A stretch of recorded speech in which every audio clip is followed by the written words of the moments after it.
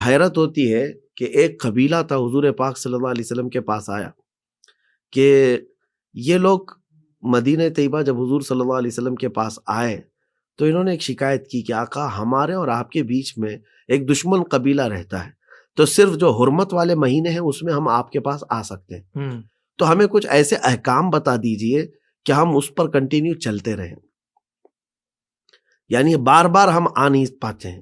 صحیح۔ تو رسول کریم صلی اللہ تعالیٰ علیہ وسلم نے ان کو کیا فرمایا، 4 چیزوں کا میں تمہیں حکم دیتا ہوں اور 4 چیزوں سے منع کرتا ہوں، روکتا ہوں۔ اب یہ حدیث طویل ہے، 4 چیزوں کا جو حکم ہے اس میں نماز ہے، روزہ ہے، زکوٰۃ کا حکم ہے اور خمس مال غنیمت میں سے۔ حضور پاک صلی اللہ علیہ وسلم نے فرمایا جو 4 چیزیں میں جس سے تمہیں روکتا ہوں وہ چاروں چیزیں کیا ہے پتہ ہے؟ وہ شیف، یہ بہت امپورٹنٹ چیز ہے۔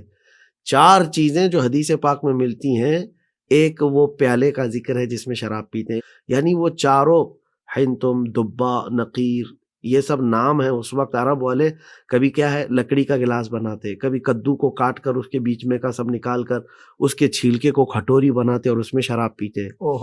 تو الگ الگ پیالے تھے شراب پینے کے اور ان کے نام تھے، اور رسول پاک صلی اللہ علیہ وسلم نے فرمایا چاروں پیالوں کو توڑ دو، اللہ اکبر، ان 4 پیالوں سے تم کو میں روکتا ہوں۔ اللہ اکبر، شراب نہیں، پیالوں کا ذکر ہے۔ کمال ہے صاحب۔ تو شراب کی حرمت تو آئی ہی تھی، لیکن یہ پیالے، ہوتا یہ ہے عموماً کہ بندہ جو ہے شرابی جن پیالوں سے پیتا تھا جب وہ اسے دیکھتا ہے تو اس کی پرانی لت ہے، عادت ہے، تو کہیں وہ عود کرنا آ جائے، لوٹ کرنا آ جائے، پہلے اس جڑ کو ہی توڑ دو۔ کیا کہنے، واہ واہ، کتنا تم اس کو دیکھو اور نہ تمہیں خواہش پیدا ہو۔ صحیح۔ تو یہ ہے برائیوں سے روکنے کا نظام۔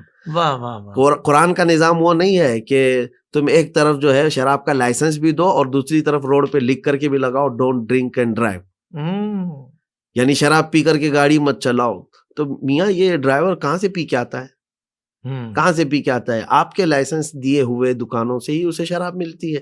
تو اگر آپ کو شراب سے روکنا ہی، یہ بھی ایسی ہی بات ہوئی نا کہ سگریٹ کے اوپر آپ تو بری تصویر لگا کر کے سگریٹ کے ڈبے پر لکھ کر کے دیتے ہیں کہ اس کینسر کی وجہ بن سکتا ہے، تو بیچتے کیوں ہو؟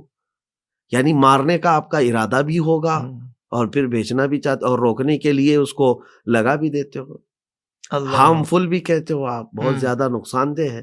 تو یہ جو دغلی پالیسی ہے دنیا کی، یہ میرے سمجھ سے بالا تر ہے۔ اللہ، قرآن کا نظام یہ ہے کہ جو انسان کے لیے برا ہے تو برا ہے۔ واہ واہ واہ واہ۔ تو یہ ہے نظام اسلام، یہ ہے نظام قرآن، برائیوں سے روکنے کا نظام۔